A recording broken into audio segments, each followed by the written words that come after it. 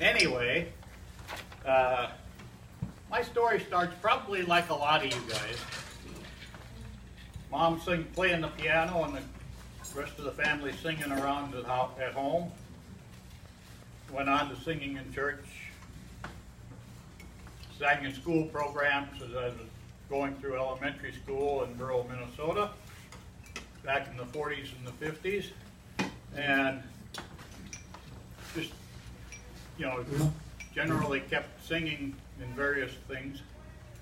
And then somewhere along the line, back in the early 50s, was exposed to Barbershop at a couple of county fair shows, and by a traveling vaudeville show that toured the upper Midwest under the auspices of Plowin Card from WCCO. Had a couple of quartets with him. And I so I got into singing with guys. Then when I went into college, we had a men's chorus up at Morris. And also, while I was there, attended a couple of meetings from a group that was trying to start a chapter in Morris for the society, but I'm not sure if they ever actually succeeded. I really couldn't continue with it because as a student I didn't have the finances to do it. So then after that, after having to drop out of school and go home and run the farm for a couple of years, I wound up, after Dad decided to close out the farm operation, going into the Navy.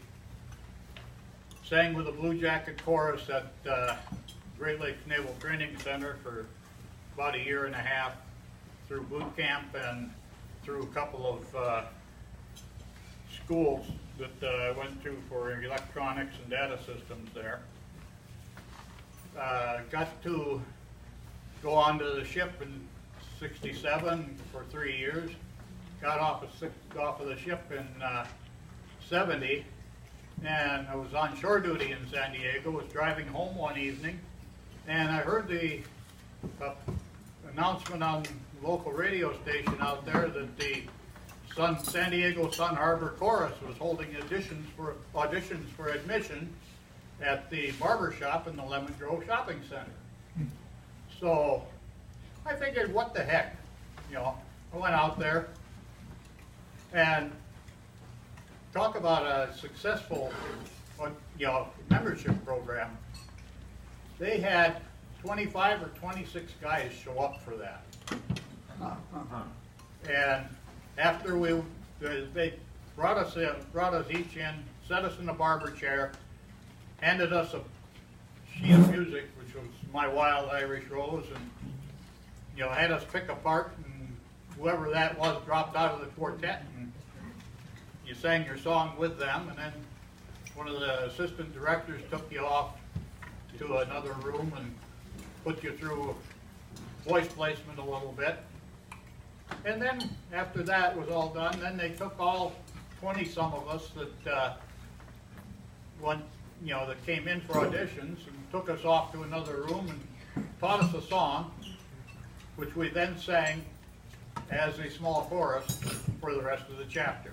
I mean, that was quite an introduction, really.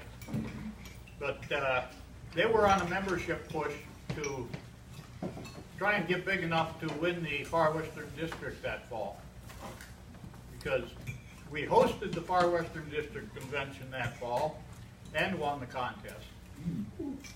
And then we went to New Orleans in 1971 and placed second in the chorus contest there.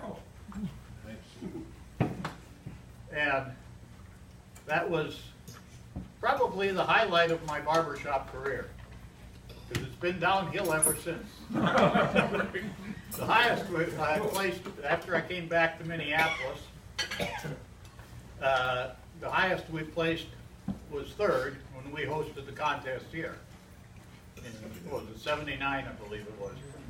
But getting back to that, I had gotten out of the Navy in '72 and came back. One one Sunday, I'm driving home from church, and here comes another public service announcement that the Minneapolis Commodore Chorus was having their annual picnic at Lake Nokomis. So I went home, changed clothes, drifted on down to the park, and walked up, found, the first person to see me and say hi was Jim Richards. And when I told him who I was associated with and stuff, he pointed me at another barber shopper there, who happens to be sitting in the corner over here, Bob Spong. So that was my introduction to the Commodores. So then I attended rehearsals with the Commodores for a while. Got a new job then. Well, I'd been at my job for about a year, but looking for job in the computer industry, and I got a new job in the middle of '73, and I wound up on the road a lot. Didn't have a whole lot of opportunity to attend chorus rehearsals here, but I did get to visit a whole lot of chapters around the country, from West Coast to the East Coast, north to south. But then, things came along. We wound up getting married, what have you. Had to drop out of Barbershop for a few years in the 90s. And then I came back in '99 after my wife passed away, and that's pretty much the story of it. But the camaraderie has been good, the fellowship has been great, and all I can say is, it's great to be a barbershopper.